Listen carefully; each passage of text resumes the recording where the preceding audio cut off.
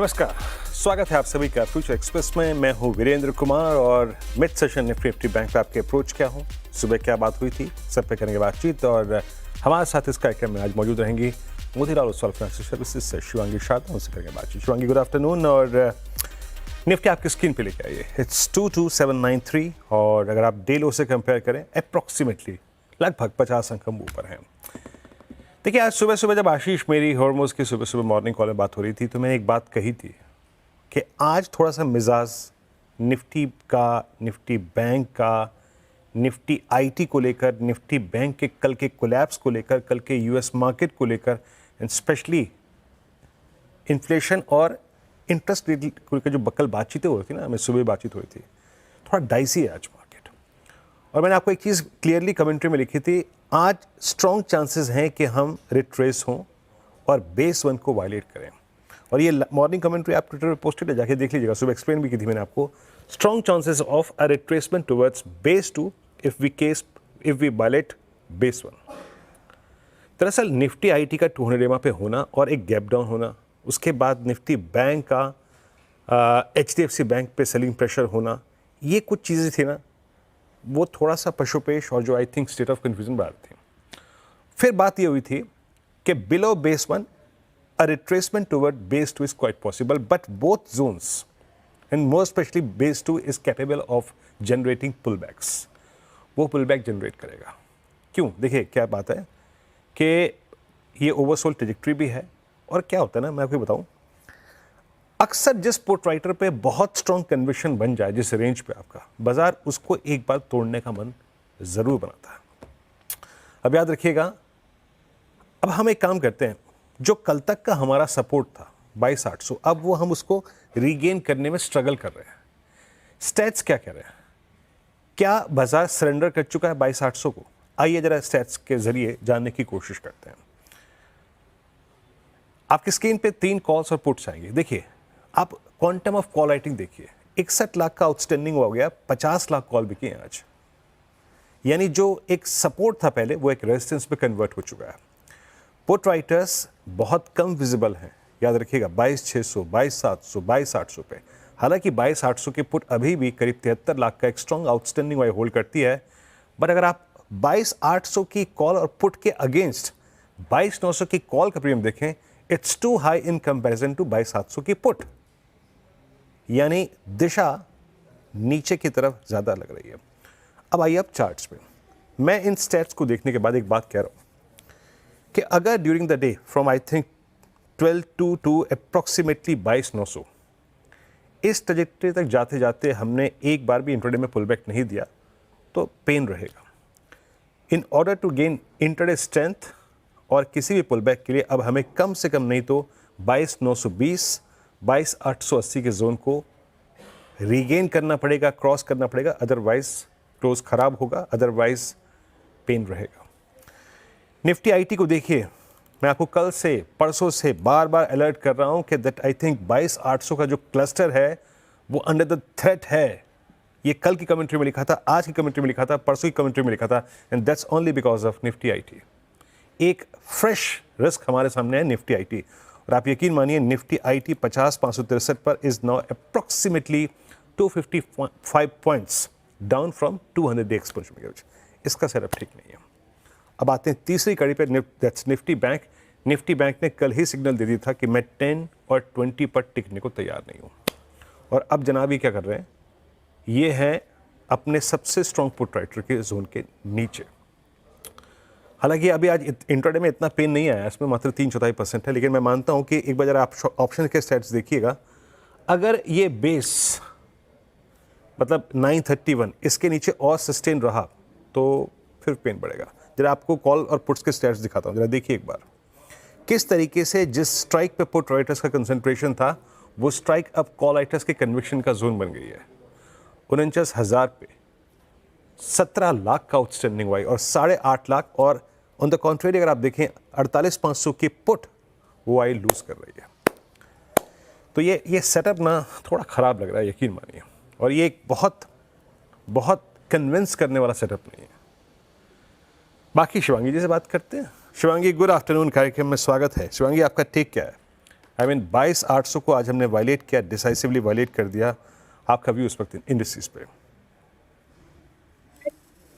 वीरू जी, तो हम देख रहे हैं कि निफ्टी जो है सपोर्ट बेस्ड बाइंग के बावजूद स्ट्रगल कर रहा है, हायर जोन्स पे टिक नहीं पा रहा है। इस पूरे हफ्ते हम 320 पॉइंट्स के रेंज में ही कामकाज किए हैं। तो आप ऐसा इमेजिन कर सकते हो 5 दिनों से हम बिल्कुल एक रेंज में कामकाज कर रहे हैं। कंसोलिडेटिव बैंड हो रखा है, 23,000 के ऊपर हम होल्ड नहीं कर पा रहे। काफी कॉल अनवाइंडिंग वहां बाकी है एक फ्रेश लेग ऑफ रैली के लिए। और 22,700 के आसपास हम कहीं न कहीं एक ठहराव भी देखने को मिल रहा है। तो ये एक इम्पोर्टेंट अहम लेवल रहेगा मेक और ब्रेक ज़ोन की तरह। हालाँकि सपोर्ट जो है वो 22,600 के आसपास आ रहा है as per the technical setup. तो 22,600 के एक सपोर्ट को ध्यान रखें और अपसाइड जो है वो रेजिस्टेंसेस इंटैक्ट है 23,000 पे। तो वहाँ तक के लेवल्स हम थोड़े बहुत एक्सपेक्ट कर सकते हैं। But next week monthly expiry है। तो हम पूरे महीने काफ़ी म्यूटेड रहे हैं इस हफ्ते स्पेसिफिकली, बट नेक्स्ट वीक हम थोड़ी बहुत वॉलेटिलिटी जो है वो एक्सपेक्ट कर सकते हैं। इंडिया विक्स जो है वो काफ़ी लोअर ज़ोन्स पे है, आज कूल ऑफ भी देखने को मिला कल के सेशन में भी के बाद। तो कहीं न कहीं एक कम्फर्ट ज़रूर मिल रहा है बट एक रेंज में वाइल्ड स्विंग्स देखने को मिल रहा है। ऐसा मार्केट का सेटअप हो रखा है। तो ऑप्शन ट्रेडर्स जो है वो स्ट्रैटेजी बेस्ड ही अप्लाई करें अपनी स्ट्रैटेजीज़ और प्ले आउट करें। ऑप्शन बाइंग में अगर आप कर रहे हैं तो स्ट्रिक्टली स्टॉप लॉसेस के साथ ही कामकाज करें, ऐसा मार्केट हो रखा है। सो इस दायरे में कामकाज करें निफ्टी के लिए। दूसरी ओर अगर हम बैंक निफ्टी की बात करें तो यहाँ पे छोटे मझोले बैंक्स जो है वो कहीं न कहीं सपोर्ट करते हुए दिखे हैं बैंक निफ्टी को और 48,500 के ऊपर इनको अफ़्लोट रखे हैं पूरे इंडेक्स को इस हफ्ते। हालाँकि हम एक डोजी फॉर्मेशन बना रहे हैं वीकली बेसिस पे बट कहीं न कहीं एक अच्छी सपोर्ट यहाँ मिलते हुए नज़र आ रही है और अपसाइड जो है 49,750 और 50,000 का एक क्लस्टर ज़ोन है। ये क्लस्टर ज़ोन्स काफ़ी इम्पोर्टेंट रहेगा क्योंकि वहाँ काफ़ी कॉल राइटर्स भी हमें देखने को मिल रहे हैं। जहाँ निफ्टी के पुट कॉल रेशियो में थोड़ी बहुत इम्प्रूवमेंट दिखी बट बैंक निफ्टी की पुट कॉल रेशियो में नहीं कोई इम्प्रूवमेंट देखने को मिली है पिछले 2 दिनों से। तो कहीं न कहीं प्रेशर और कंसोलिडेशन इंटैक्ट रहेगा। पेन पॉइंट जो है वो ज़्यादा नहीं नज़र आ रहा है। ऐसे दायरे में कामकाज करने की पूरी संभावना रहेगी। ओके शिवांगी, अब आपके आते हैं स्टॉक फ्यूचर्स पे, कहाँ कन्विक्शन है आपको? 3 कॉल्स आपकी। जी, बिल्कुल, सबसे पहला पसंदीदा काउंटर मेरा रहेगा श्रीराम फाइनेंस जो कि आज हाल ही अपने एक प्रीवियस हर्डल ज़ोन जो कि 590 का था, वो सरपास करते हुए नज़र आया है और पिछले 2 दिनों से काफ़ी अच्छी यहाँ पे एक ओपन इंटरेस्ट एक्टिविटी भी देखने को मिल रही है। फॉलो अप बाइंग स्ट्रॉन्ग है और ऐसे बाज़ार में हम देख रहे हैं कि ये जो एनबीएफसी या इस स्पेस के जो स्टॉक्स है, वो आउट परफॉर्म करते हुए नज़र आ रहे हैं। एक राउंडिंग बॉटम फॉर्मेशन हुआ है डेली फ्रेम में, तो काफ़ी एक अच्छे यहाँ पे पुल बैक मूव हम एक्सपेक्ट कर सकते हैं। नेक्स्ट जो टारगेट्स है श्रीराम फाइनेंस के लिए 610 के लिए खरीदारी करें, 575 के एक स्टॉप लॉस के साथ। दूसरा पिक जो है वो मेरा रहेगा जेएसडब्ल्यू स्टील पे। ये मेटल पैक और स्टील पैक में हम बहुत ही अच्छा एक्शन देख रहे हैं पिछले पूरे हफ्ते से और जेएसडब्ल्यू स्टील अगर हम ईयरली बेसिस या मंथली बेसिस भी बात करें तो एक अपवर्ड स्लोपिंग चैनल में बहुत ही अच्छी तरह से रिस्पेक्ट करते हुए नजर आया है। डेली बेसिस पे भी हम देख रहे हैं कि सपोर्ट्स जो है वो कंटिन्यूअसली हायर जोन्स की तरफ शिफ्ट हो रहे हैं। लगातार पिछले 5 दिनों से वॉल्यूम्स काफ़ी सिग्निफिकेंटली यहाँ पे कन्फर्म कर रहे हैं इस प्राइस ट्रेंड को। तो यहाँ पे एक खरीदारी की राय रहेगी। 1020 के टारगेट्स के लिए हम इसको नज़र रखें 965 के एक स्टॉप लॉस के साथ। हैं। तीसरा पिक मेरा रहेगा इंडिगो पे। यहाँ पे भी हम देख रहे हैं ट्रैवल, टूरिज्म ये पूरे पैक में एक अच्छी बाइंग इंटरेस्ट वापस इमर्ज होते हुए दिख रही है। वीकली बेसिस पे हमने देखा है पिछले 2 हफ्ते के एक पूरे लॉसेस को कवर करते हुए नज़र आया है ये स्टॉक और पिछला जो हैं। एक क्लस्टर ज़ोन्स भी था 4500 का, उससे ऊपर काफ़ी अच्छी तरह से सस्टेन करते हुए नज़र आ रहा है। तो यहाँ पे खरीदारी की सलाह है 4680 के टारगेट्स के लिए और 4400 के एक स्टॉप लॉस के साथ।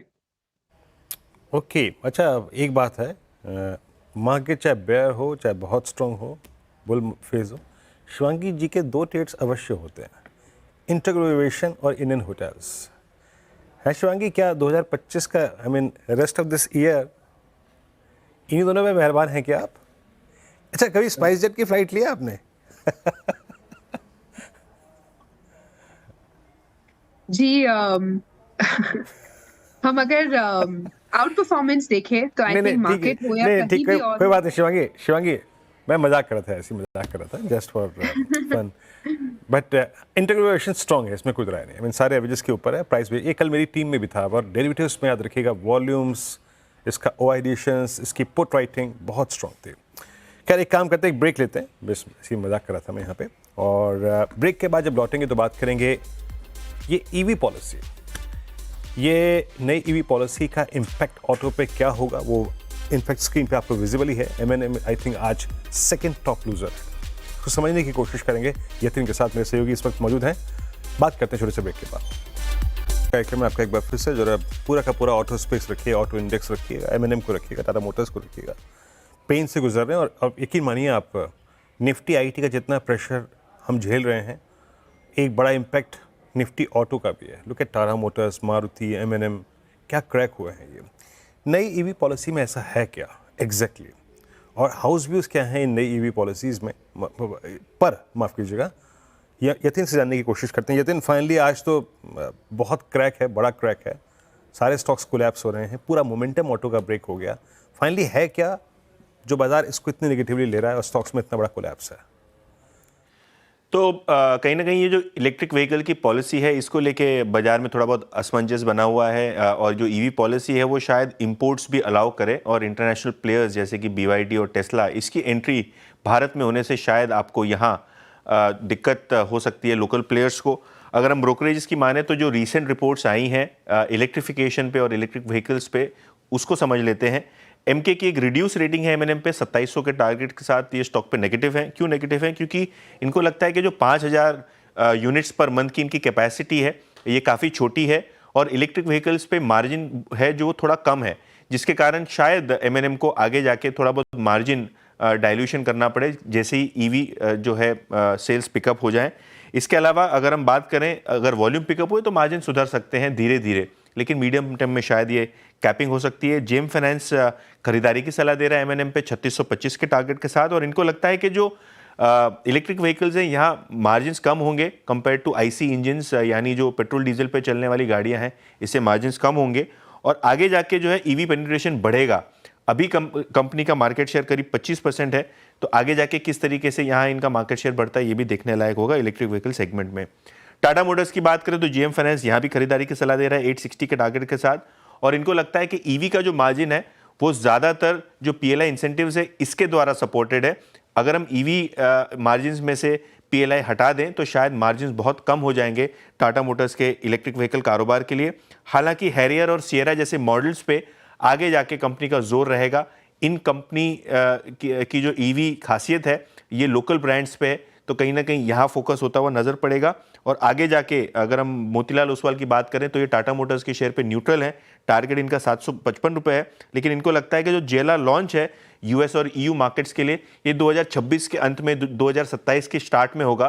तो ईवी साइड पे थोड़ा बहुत अभी भी जेएलआर लैग कर रहा है और प्रीमियम ईवीज पे ही फोकस रहेगा, जिसके कारण बिक्री किस तरीके से होती है ईयू और यूएस मार्केट्स में वो देखने लायक रहेगी।